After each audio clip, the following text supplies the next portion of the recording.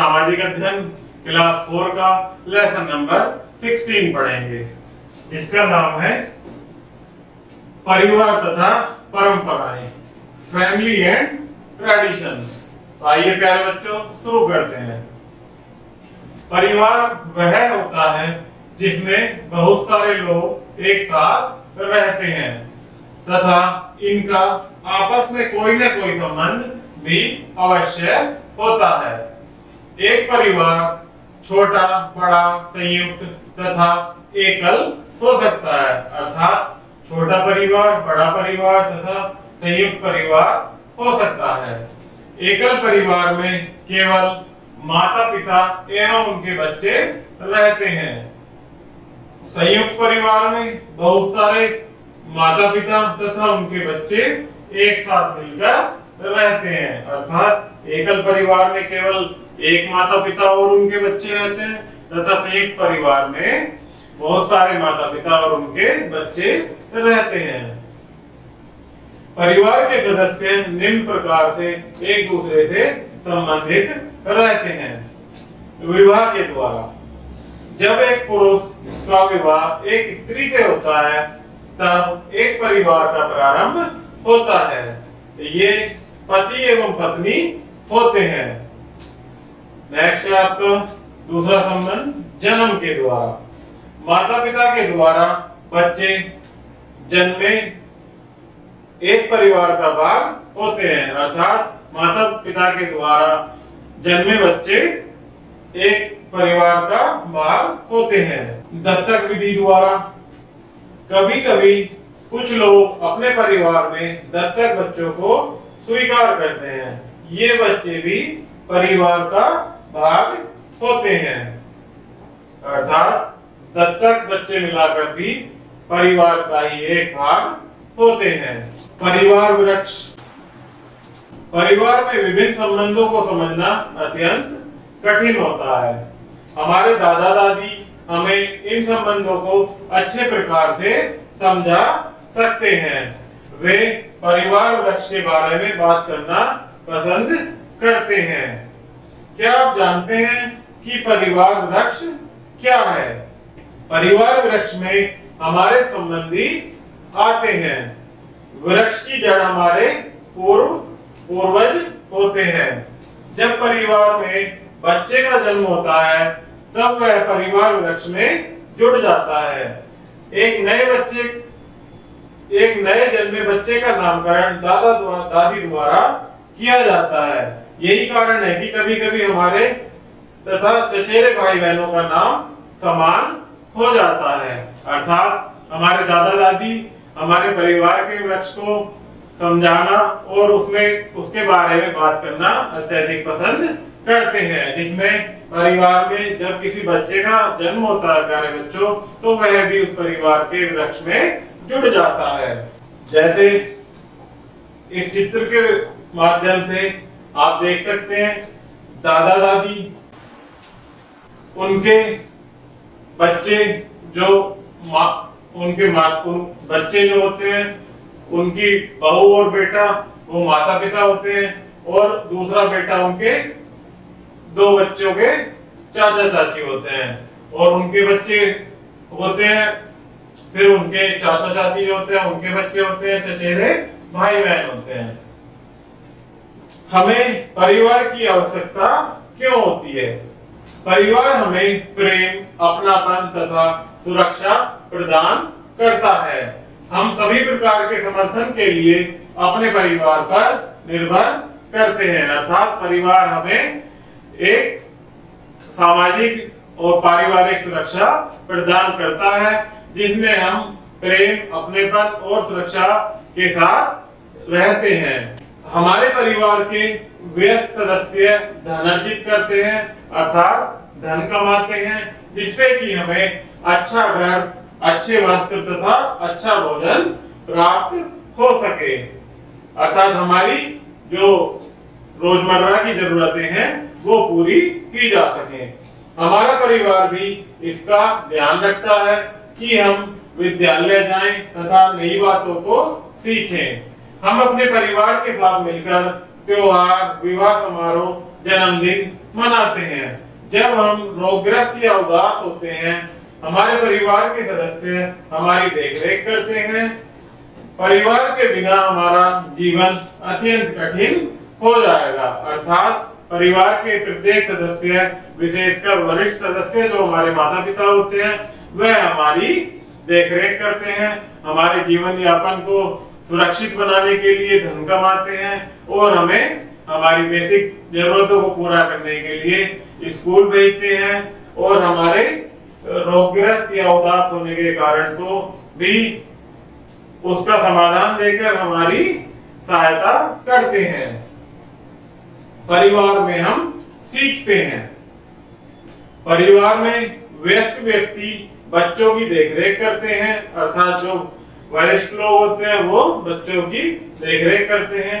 वे हमारी शिक्षा में सहायता करते हैं। वे हमारे साथ खेलते तथा समय व्यतीत करते हैं। हमें अच्छे तरीके तथा नैतिक शिक्षा मूल्य सिखाते हैं। हम अपने बड़े भाई बहनों से भी सीखते हैं, अर्थात बच्चे जो होते हैं, प्यारे बच्चों, वो किससे सीखते हैं? जो हमारे परिवार के बड़े होते हैं, हमारे भाई बहन होते हैं, उनसे हमें सीखने को मिलता है। हम अपने परिवार के सदस्यों तथा अतिथियों की देखरेख के विषय में भी सीखते हैं।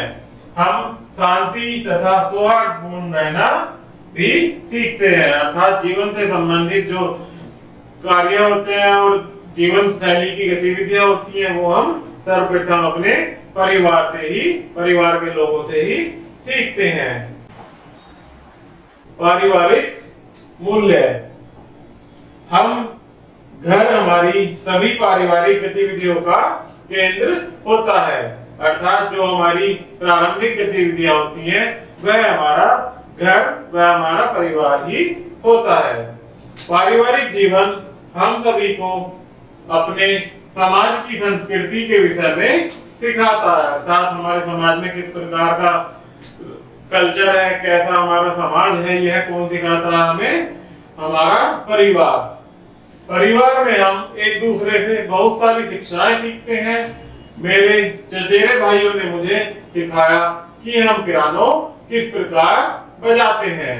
मैंने अपने चाचा से सिक्के एकत्रित करना सीखा, अर्थात जो हमारी दैनिक क्रियाएं हैं वो हम हमारे परिवार के जनों से ही सीखते हैं। इससे अधिक महत्वपूर्ण यह है कि हम अपने परिवार से नैतिक मूल्यों को भी सीखते हैं। मेरे बड़ों ने मुझे अच्छा व्यक्ति बनने के लिए अनेक मूल्य प्रदान किए हैं। कुछ मूल्य जिनको मैंने सीखा वह निम्न प्रकार हैं। तो हमारे दैनिक जीवन के कुछ नैतिक मूल्य हैं प्यारे बच्चों, जो निम्नलिखित हैं। आइए उनको एक साथ पढ़ेंगे और ध्यान रखेंगे। नंबर 1, अपनों से बड़ों का सम्मान तथा आज्ञा का पालन करना। नंबर 2, एक दूसरे से विनम्रता पूर्वक व्यवहार करना। नंबर 3, सदैव सत्य बोलना। नंबर 4, एक दूसरे से झगड़ा नहीं करना। नंबर 5, किसी भी वस्तु या पुस्तक को हानि नहीं पहुंचाना, अर्थात जो हमारी पढ़ने की पुस्तक है उसको सदैव साफ एवं स्वच्छ रखें। नंबर 6, जरूरतों की सहायता करना, अर्थात कोई हमारे आसपास जरूरतमंद लोग हैं उनकी सहायता करना।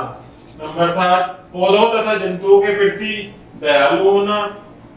नंबर 8, स्वयं को तथा अपने चारों ओर को साफ रखना। यदि हम प्यारे बच्चों साफ वातावरण में रहेंगे तो हम कभी बीमार नहीं होंगे और हम अच्छे स्वास्थ्य अपना बनाए रखेंगे। नंबर 9, किसी भी व्यक्ति पर न तो हंसना और न उसका मजाक बनाना। कभी भी हमें किसी भी व्यक्ति पर किसी भी प्रकार से न तो कभी उसका मजाक बनाना चाहिए और ना ही अनावश्यक रूप से हंसना चाहिए। वृद्धि के साथ परिवर्तन। लोग बताते हैं कि लंबे समय के पश्चात मिलने पर व्यक्ति में अत्यधिक परिवर्तन होते हैं, अर्थात प्यारे बच्चों, जब हम किसी से काफी अधिक समय के बाद मिलते हैं तो एक दूसरे में हम अनेक परिवर्तन देखते हैं। हाँ, व्यक्ति समय के साथ परिवर्तित होते हैं। वे बड़े होकर अलग प्रकार के दिखाई देते हैं, अर्थात उनकी फेस भी अर्थात शक्ल भी प्यारे बच्चों चेंज हो जाती है। समय के साथ साथ हमारे वस्त्र परिवर्तित हो जाते हैं। भोजन के प्रकार में भी हम परिवर्तन पसंद करते हैं। पुस्तकों में परिवर्तन और यहाँ तक कि विभिन्न प्रकार के खेल खेलना भी सीख जाते हैं। हम अपनी आयु के साथ साथ प्यारे बच्चों हमारे दैनिक व्यवहार में बहुत सारे ये परिवर्तन आते हैं। जब बच्चे बड़े होकर स्त्री या पुरुष में परिवर्तित होते हैं, ये सभी कार्य करने के लिए विभिन्न स्थानों पर जाते हैं। खेलने के लिए खेल के मैदान में जाते हैं, घूमने के लिए पार्क में जाते हैं, पढ़ने के लिए विद्यालय में जाते हैं। तो इस प्रकार के परिवर्तन होते हैं। लड़कियां विवाह के पश्चात अपने पति के साथ रहती हैं। परिवर्तन सदैव होते रहते हैं। तो ये कुछ परिवर्तन थे प्यारे बच्चों जो सदैव हम स्मरण रखेंगे। बच्चे सभी सजीव प्राणी वृद्धि करते हैं, बूढ़े होते हैं तथा मृत्यु को प्राप्त करते हैं। ये प्राणी अपने बच्चों को जन्म देते हैं। इस प्रक्रिया को प्रजनन कहते हैं, अर्थात जो जन्म देने की प्रक्रिया है इसे क्या कहते हैं प्यारे बच्चों? प्रजनन। पशु दो प्रकार से प्रजनन करते हैं, बच्चों को जन्म देकर अथवा अंडे देकर। पशु कितने प्रकार से प्रजनन करते हैं बच्चों? दो प्रकार से, अंडे देकर और जन्म देकर। कुछ पशु जैसे गाय, जिराफ, बिल्ली तथा कुत्ते बच्चों को जन्म देते हैं। इनको स्तनधारी प्राणी कहते हैं, अर्थात जो पशु अपने बच्चों को जन्म देते हैं उन्हें क्या कहते हैं प्यारे बच्चों? स्तनधारी पशु।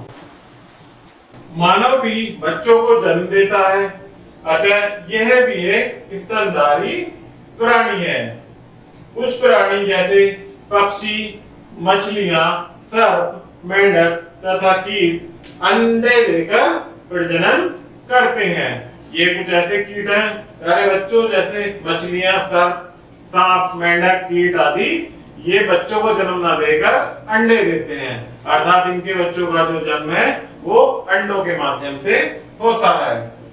अंडों में से बच्चे निकलते हैं, अंडे के अंदर बच्चे वृद्धि करते हैं तथा जब ये बड़े हो जाते हैं तब ये अंडे के कवच को तोड़कर बाहर आ जाते हैं, अर्थात अंडा को तोड़कर वो बाहर आ जाते हैं।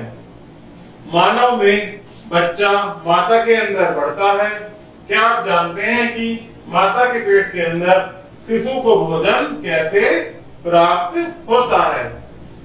माता में से एक नली शिशु से जुड़ी रहती है, अर्थात माता के पेट के अंदर शिशु को भोजन कैसे प्राप्त होता है बच्चों? माता से एक नली शिशु से जुड़ी रहती है, जिससे माता के शरीर से शिशु को ऑक्सीजन, भोजन, तरल पदार्थ प्राप्त होता है। शिशु पेट के अंदर घूमता है। एक माता अपने शिशु की गति तथा वृद्धि को महसूस कर सकती है, अर्थात जब एक माता के पेट में एक शिशु होता है तो वह अपने शिशु की गतिविधि अर्थात उसकी वृद्धि को महसूस कर सकती है। जब एक शिशु माता के शरीर में पूर्णतः बढ़ जाता है तब वह संसार में आ जाता है। एक नवजात शिशु अपने माता या पिता अथवा दोनों के समान दिखाई देता है, अर्थात उनके माता पिता के जैसा ही वो दिखाई देता है। नवजात शिशु के लक्षण आयु बढ़ने पर परिवर्तित हो जाते हैं, अर्थात छोटे शिशु के बाल रूप के परिवर्तन के पश्चात उसके आयु बढ़ने पर उसके लक्षण परिवर्तित हो जाते हैं। विस्तृत परिवार, वे लोग जो हमारे साथ रहते हैं उन्हें सगा परिवार कहते हैं, अर्थात जो लोग हमारे परिवार के सदस्य होते हैं उन्हें हम सगा कहते हैं। परिवार के वे सदस्य जो अलग अलग रहते हैं उसे विस्तृत परिवार कहते हैं। ननिहाल एवं ददियाल दोनों के सदस्य विस्तृत परिवार के भाग हैं। अर्थात विस्तृत परिवार कौन कौन से होते हैं प्यारे बच्चों? हमारी ननिहाल और हमारी ददियाल दोनों ही विस्तृत परिवार के भाग हैं। हम अपने विस्तृत परिवार के सदस्यों से दुख एवं प्रसन्नता के अवसर पर मिलते हैं। अर्थात सुख दुख और प्रसन्नता में हम अपने परिवार के विस्तृत लोगों से मिलते हैं। चाचा एवं चाची भी विस्तृत परिवार के सदस्य होते हैं। ये हमें अच्छे मूल्य सिखाते हैं। अर्थात ये हमें अच्छा व्यवहार करना, अच्छा संस्कार और हमें अच्छा जीवन जीना सिखाते हैं। विस्तृत परिवार में सभी सदस्य परिवार के नियमों एवं परंपराओं का पालन करते हैं। जब परिवार के सदस्य एवं संबंधी आपस में मिलते हैं तब हम परिवार के संस्कार सीखते हैं। अर्थात एक दूसरे के आपस में मिलने पर ही हम बहुत सारी बातें, बहुत सारे संस्कार सीखते हैं। पालक माता पिता। कुछ परिवार अलग प्रकार के होते हैं। कुछ बच्चे अपने माता पिता के साथ नहीं रहते हैं। जन्म लेने के बाद अपने पालक माता पिता के साथ रहते हैं। इस प्रकार के माता पिता को पालक माता पिता कहते हैं। अर्थात जो हमारी बचपन में माता पिता पालन करते हैं उन्हें हम पालक माता पिता कहते हैं। अनाथ वह बच्चा होता है जिनके माता पिता नहीं होते या उन्हें छोड़ देते हैं। अर्थात जिन बच्चों के ना तो माता होती हैं और ना ही पिता होते हैं या वो उन्हें किसी विशेष परिस्थिति में छोड़कर चले जाते हैं, तो ऐसे बच्चों को क्या कहते हैं प्यारे बच्चों? अनाथ बच्चे। इस प्रकार के बच्चे अनाथालय में रहते हैं। ऐसे बच्चों के लिए जिनके माता पिता नहीं होते हैं उनके लिए सरकार द्वारा अनाथालय की सुविधाएं उपलब्ध कराई गई है और वो बच्चे अनाथालय में रहते हैं। कभी कभी जिन लोगों के बच्चे नहीं होते हैं वे अनाथालय से बच्चा गोद ले लेते हैं। अर्थात जिन माता पिता के बच्चे नहीं होते हैं वो अनाथालय से उन अनाथ बच्चों को ले आते हैं, अर्थात गोद ले लेते हैं। कुछ परिवार अनाथालय में मिठाइयां, वस्त्र तथा पुस्तकें वितरित करते हैं ताकि उन बच्चों के जीवन में वृद्धि हो सके और उन्हें संस्कार दिया जा सके, उन्हें शिक्षित बनाया जा सके। इसमें कुछ स्मरणीय तथ्य हैं प्यारे बच्चों, इन्हें हम और आप साथ मिलकर पढ़ेंगे वन बाय वन। परिवार में माता पिता एवं उनके बच्चे होते हैं। परिवार में दुख तथा सुख में सदैव एक साथ रहता है। लोग समय तथा आयु के साथ परिवर्तित होते हैं, अर्थात उनके व्यवहार तथा कार्यशैली में भी परिवर्तन होता है। परिवार वृक्ष हमें परिवार के सदस्यों के संबंधों को समझने में सहायता करता है। अर्थात हमारे दादा दादी, नाना नानी हमें परिवार वृक्ष के बारे में बताते हैं। परिवार में बड़े लोग बच्चों की देखभाल करते हैं। हम अपने संबंधियों के साथ सुख दुख बांटते हैं। अनाथ वह बच्चा होता है जिनके माता पिता नहीं होते हैं या जिनके माता पिता उन्हें छोड़कर चले जाते हैं। वे लोग जो बच्चा गोद लेते हैं उन्हें पालक माता पिता कहते हैं। तो प्यारे बच्चों, यह हमारा लेसन समाप्त हुआ। अगर वीडियो पसंद आए तो कृपया चैनल को लाइक एंड सब्सक्राइब जरूर कीजिएगा। धन्यवाद।